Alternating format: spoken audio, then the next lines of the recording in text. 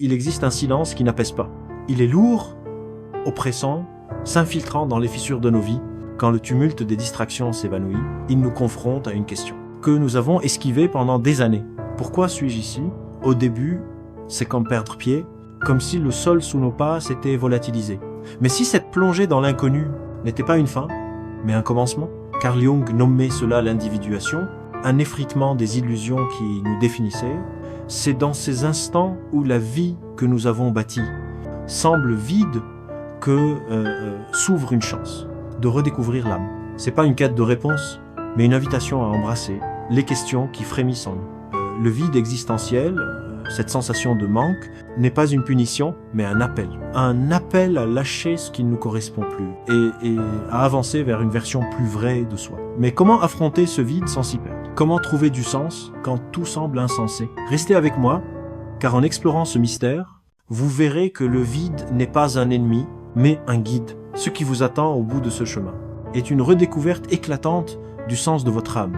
Dans ce silence, un poids insupportable émerge, un vide qui murmure qu'il manque quelque chose. C'est pas seulement de la solitude, mais une aspiration profonde, un signal de l'âme. Carl Jung croyait que l'âme humaine aspire à l'unité, mais que la société nous façonne pour endosser des rôles et courir après des succès, qui nous laissent souvent insatisfaits. Le vide s'amplifie lorsque nous vivons, déconnectés de notre essence, cachés derrière des masques forgés. Par les attentes extérieures, c'est ce sentiment de regarder sa vie, ses relations, sa carrière, ses accomplissements, et de réaliser qu'ils ne reflètent pas qui nous sommes vraiment. Cette discordance entre le moi extérieur et intérieur creuse un abîme impossible à combler par des succès matériels ou des plaisirs éphémères.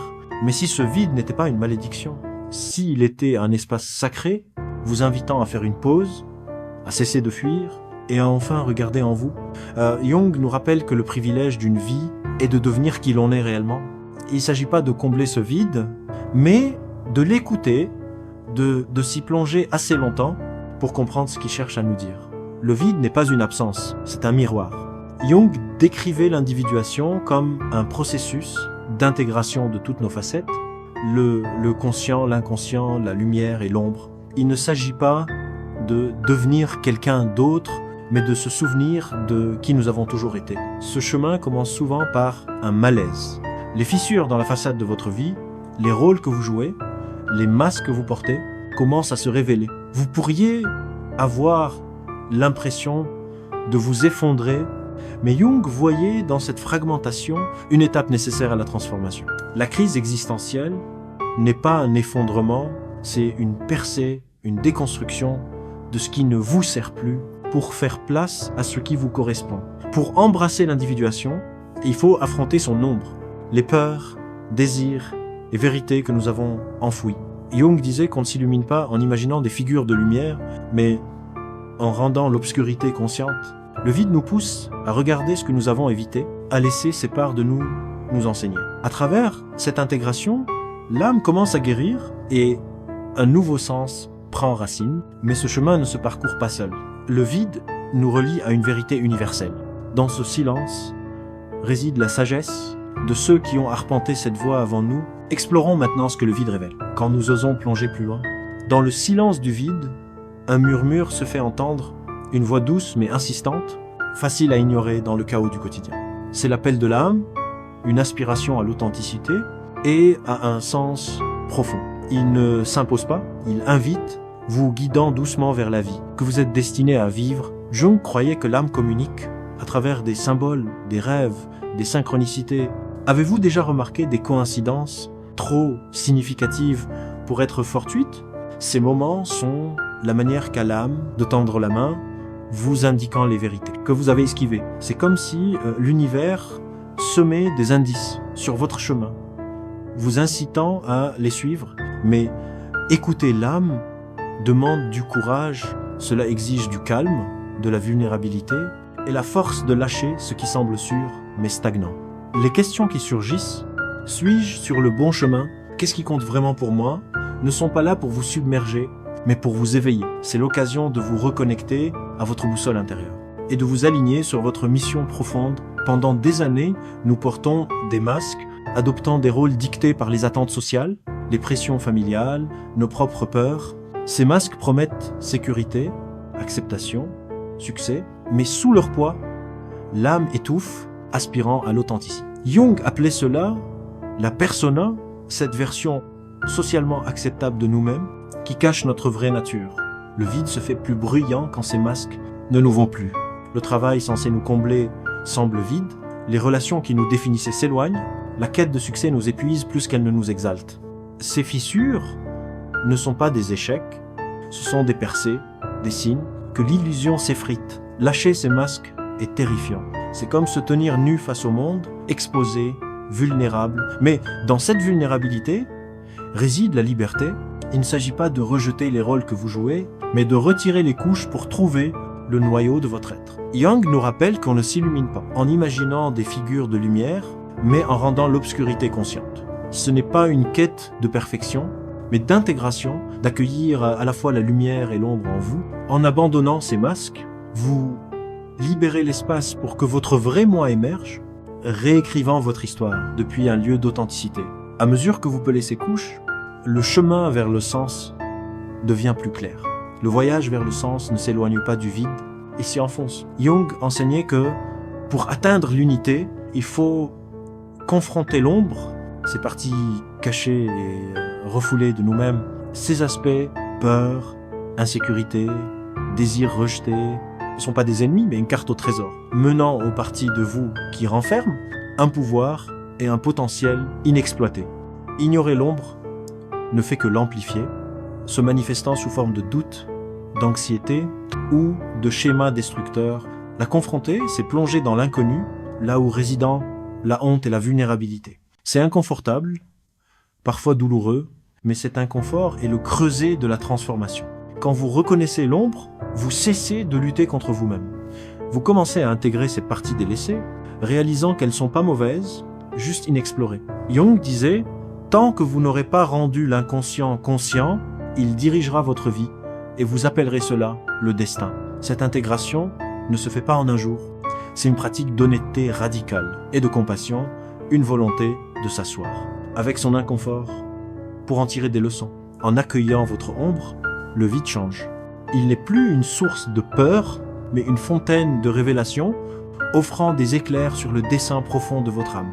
À mesure que l'ombre s'intègre, une clarté discrète émerge. Le vide, autrefois écrasant, devient un sol sacré, un espace où le bruit du monde s'efface, laissant votre âme parler. C'est là que la quête de validation extérieure se transforme en un voyage intérieur de connexion.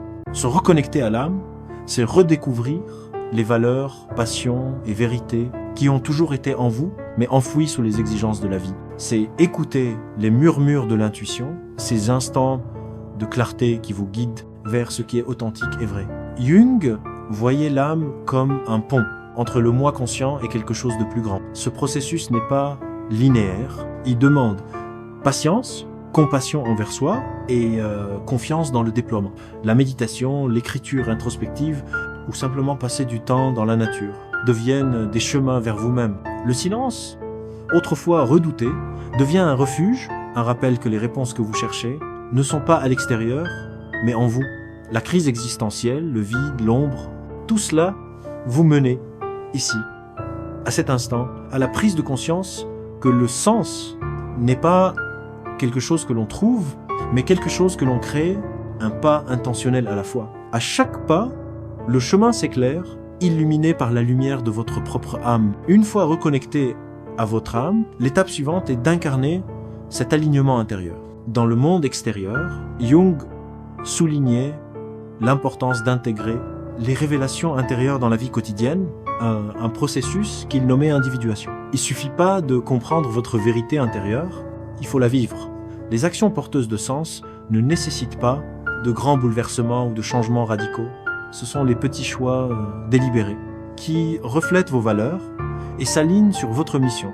Poursuivre un travail qui fait vibrer votre âme, bâtir des relations authentiques ou simplement aborder la vie avec plus d'intention. Chaque action devient un pas vers l'unité.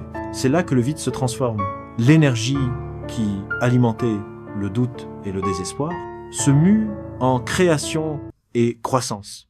Vous commencez à voir les liens entre vos révélations intérieures et les opportunités qui se déploient dans votre vie. Chaque choix, même minime, devient un pont, reliant les découvertes profondes de l'intérieur à la vie que vous construisez à l'extérieur.